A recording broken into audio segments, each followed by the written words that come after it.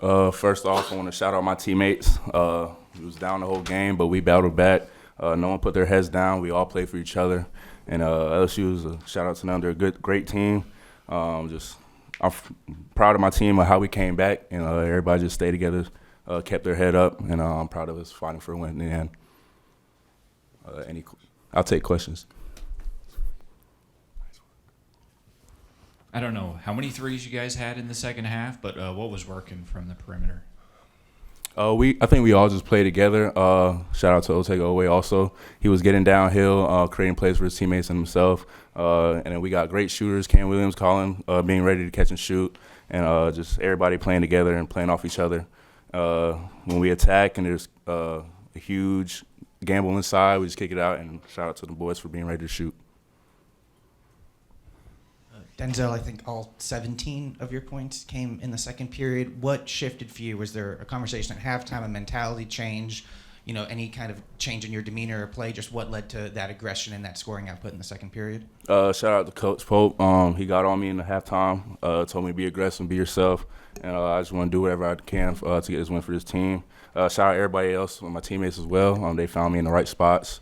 Malachi set some great screens for me, extra passes and stuff like that. So that kind of got me going, and then I think that opened up for everybody else as well. You guys obviously finished with 14 assists, maybe less than you guys would want overall, but after you go into halftime with just 2, what changed in creating plays for teammates in the second half that kind of propelled this comeback?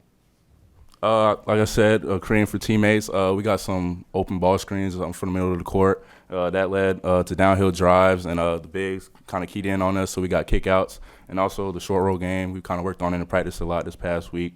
And shout out to Malachi being strong with the ball and finishing and stuff like that. But also just getting second chance rebounds and stuff, kicking out for extra threes and shots. And that just helped us on throughout the game in the second half.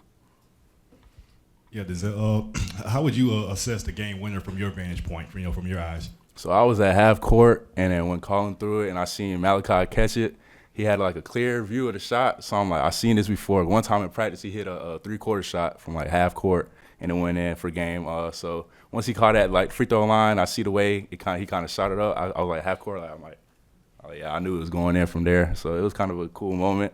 It was a great moment actually. No one kept their heads down. Like I said, we kept playing to the end. And shout out to Malachi, he hit a big time shot.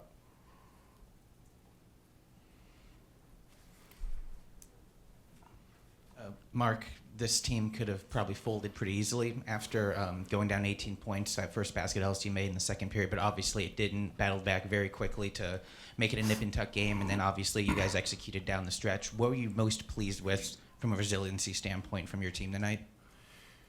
Well, exactly that. I was proud of the guys. We had a credit LSU. They're a terrific defensive team. They've been a comeback team in their first 3 games, and they switch a lot. They're long, they're physical, they're athletic, and that really hurt us in the first half. We were pretty stymied. Our movement was poor. Our response to the physicality of the game was poor. Our guys did a great job in the second half, responding and engaging in the. It's a fist fight, like that's what this game is, and it's instead of just getting knocked around and bumped off lines and cutting lines and bumped off ball screen attacks and bumped off post catches and getting to the rim, our guys were much more forceful in the second half, and it was a change. And credit our guys for responding that way. This group is we have some warts. We have some things we're trying to figure out, but this group is a group they're gonna stay in there. There were 15 times in the second half where we could have folded, and there were more than that in the first, but they just kept hammering away. I think Otega's leadership was great. I think DA's leadership was great. I thought we got a lot of great conservative efforts where our guys did a good job not paying attention to the scoreboard and just trying to continue to compete harder and harder. It's good. Mark, can you just take me through the final timeout and maybe what you originally maybe drew from the play? Because I just assume it wasn't for Malachi to be taking a shot right inside the three-point line. Do you want to talk about that? No, you got it. So we were just had a couple options, but we were really going to try and get Otega catch with maybe squeeze in a dribble, And so I told Malachi, it's a long pass. A couple of things were great. It's a long pass, a little bit of scary pass, and so we're looking around. Normally Cam is the guy that we use to throw that pass, but he was sitting on the bench with fouls, and so Colin Chandler was like, "I got it," and we kind of drew it up, and we had a crossing pattern at the top as a default.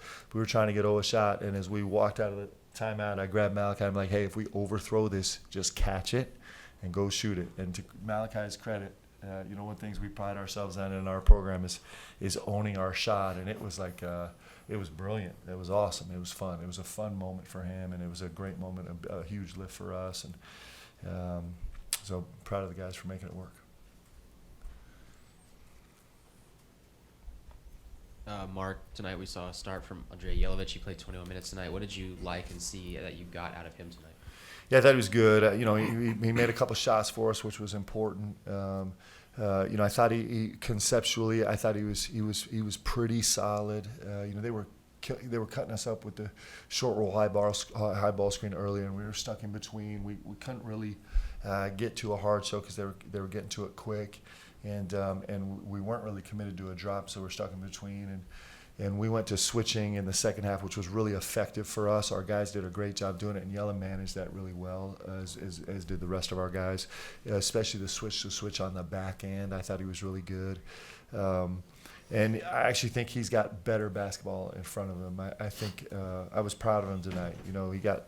He got thrown in the starting lineup and in a really a complicated energy first half, and just kind of like Yella is, just kind of kept coming and coming, and I thought he gave us a great effort. Malachi, being a Kentucky kid, just how much does it mean for you to have that moment, this game winner? And then secondly, how many times have you played that through in your head? I'm sure growing up, there's been so many times you've thought, you getting the game-winning shot for Kentucky. No, yeah, definitely. It's like being a little kid in your backyard again. Those are the shots that you just always practice because you just want to kind of have that feeling. So I think that kind of came to me today. But, that shot doesn't happen if we don't come out with the intensity we had in the second half. So, as credits to all my teammates, that's the reason I got that shot. There was a story floating around the locker room that as you walked onto the court, you told Colin, "Don't pass it to me." Is that true? No comment. Mark, over the last two games, you guys have shown that resiliency kind of in different ways. Went down early against Mississippi State, rallied back pretty immediately. Tonight with the second half comeback, the late game execution. Just as these are kind of building blocks for the SEC season ahead, what gives you the most confidence in the progression of this team from a game-to-game basis, that this can maybe become more the identity of this team from the start? Well, these guys are not going to go away, and that's an incredibly comforting feeling as a coach, and I think it's something that BBN can be really proud of, is they got a group of guys that's not going away. Like I said, we're far from a perfect product. We have so much growth to do. We got to get way better, but these guys are not going away, and that's fun. I think that's a fun place to live, and it gives you a lot of confidence moving forward that we can continue to grow, and that they're just not gonna relent, which is a gift as a coach to have a group like that.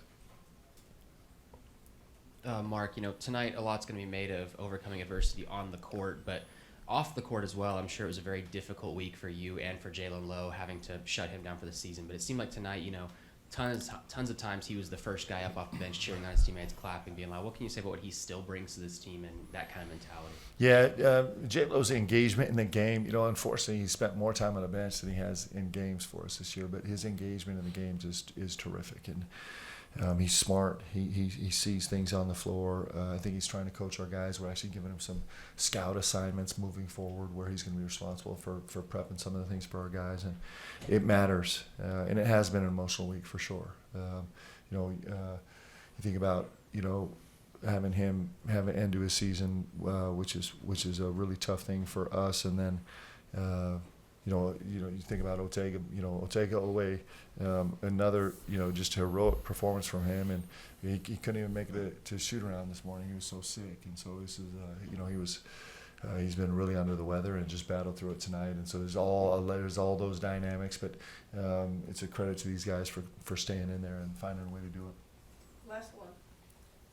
Mark, so much of this game in the future is going to be remembered for the final shot, but I want to ask you about the fact that you check Malachi back in with 8:56 to go with 4 fouls, Yeah. and he plays almost 9 minutes without fouling. So can you just talk about that specific part of it and how impressive that was to you? It's actually a gift to Coach Malachi and Da. I mean, come on, both these guys had incredible performances today. Malachi is smart. There were a couple times, we had run a underneath out of bounds, a Y1 underneath out of bounds, and had some success with it.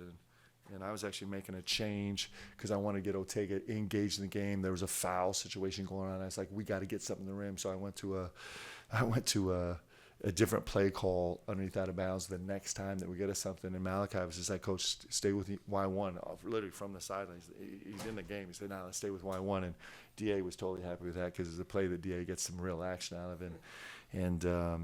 And Malachi's really smart, man. He takes in all the details of the game, and he was able to. The fact that he was able to execute that way, Coach Fox almost lost his mind when Mally went for a steal late in the game, and we gave up a bucket. It other than that, it was a brilliant game. And then credit Da the same way. Da sitting on 3 fouls for 16 minutes, 17 minutes in this game, and played really the entire second half. And so our guys were really smart executing that way, and I was proud of both of these guys. And Da, for his money, I mean, we just, we kind of abandoned all the stuff where we're using the width of the floor, and we just kept the ball in the middle of the floor and just put it in his hands a lot in the second half, kind of running the same actions over and over and over again. And him and Malachi were really creative in finding every different shot out of those actions. It was impressive IQ game for both those guys.